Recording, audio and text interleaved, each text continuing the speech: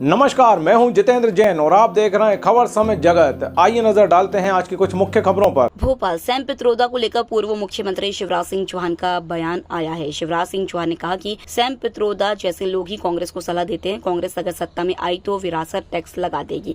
उन्होंने इसके लिए अमेरिका का उदाहरण दिया। शिवराज बोले कि अमेरिका में यह भी प्रावधान है कि मृत्यु के बाद संपत्ति का 55% हिस्सा सरकार ले लेती है। भारत की संस्कृति, भारत के जीवन मूल्य, भारत की परंपरा अलग है। गरीब और किसान पैसे बचाते हैं पेट काट काट कर, ताकि आने वाले पीढ़ी को कुछ देख कर जा सके।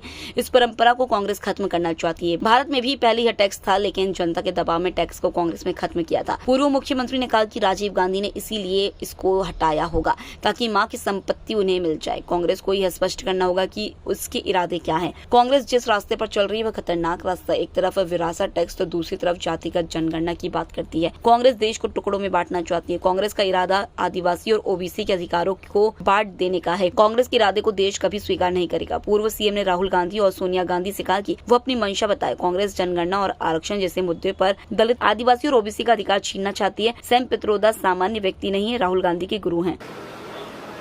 श्री राहुल गांधी जी और सैम पित्रोदा जी गुरु और चेले हैं।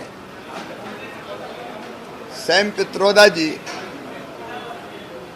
स्वर्गीय राजीव गांधी जी के भी सलाहकार रहे हैं और सैम पित्रोदा जैसे लोग ही कांग्रेस को विचार देते हैं जिनको कांग्रेस क्रियान्वित करती है। अब उन्होंने कहा है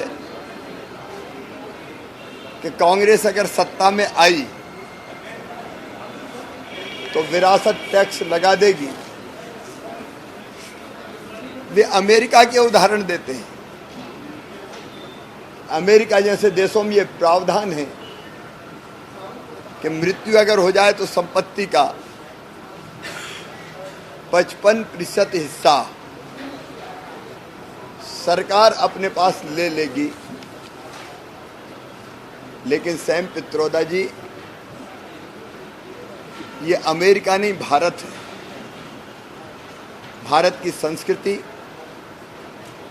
भारत के जीवन मूल्य, भारत की परंपराएं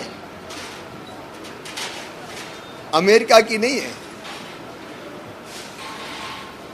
भारत भारत है। यहाँ किसान हो या इवन गरीबी हो, वो भी अपना पेट काट काट के थोड़े पैसे इसलिए बचाते हैं कि उनकी मृत्यु के बाद बच्चों को कुछ दे के जाएं।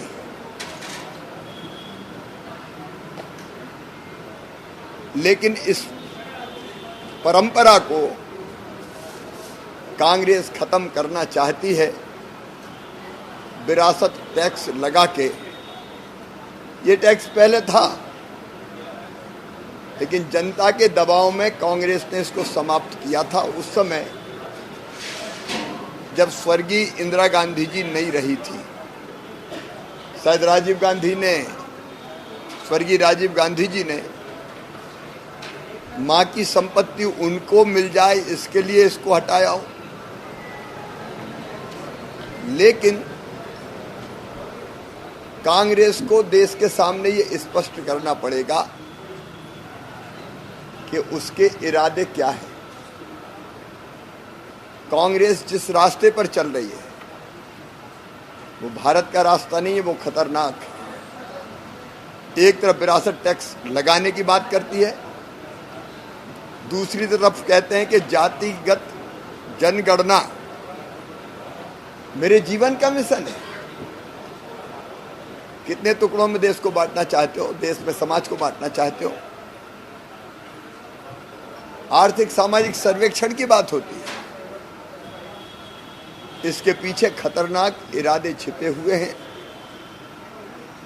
और वो इरादे हैं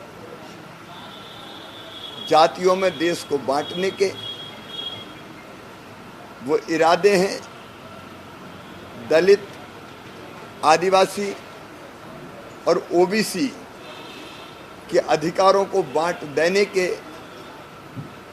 भारत इसको कभी स्वीकार नहीं करेगा। देश की जनता इसको कभी स्वीकार नहीं करेगी। मैं कांग्रेस से स्पष्ट रूप से, मैडम सोनिया गांधी हो, राहुल बाबा हो, अब ये केवल किनारा करने से काम नहीं चलेगा। उनके असली इरादे क्या हैं वो जनता को बताएं। जातिगत जनगणना और आर्थिक सामाजिक सर्वे और आरक्षण जैसे विषयों पर वो दलित, ओबीसी और आदिवासियों के अधिकार क्यों छीनना चाहते हैं, उनको जवाब देना होगा, और नहीं तो जनता उनको माफ नहीं करेगी। खबर समय जगत के लिए संवाददाता आदित्य सराठी की report. For latest news, subscribe to our channel and press the bell icon.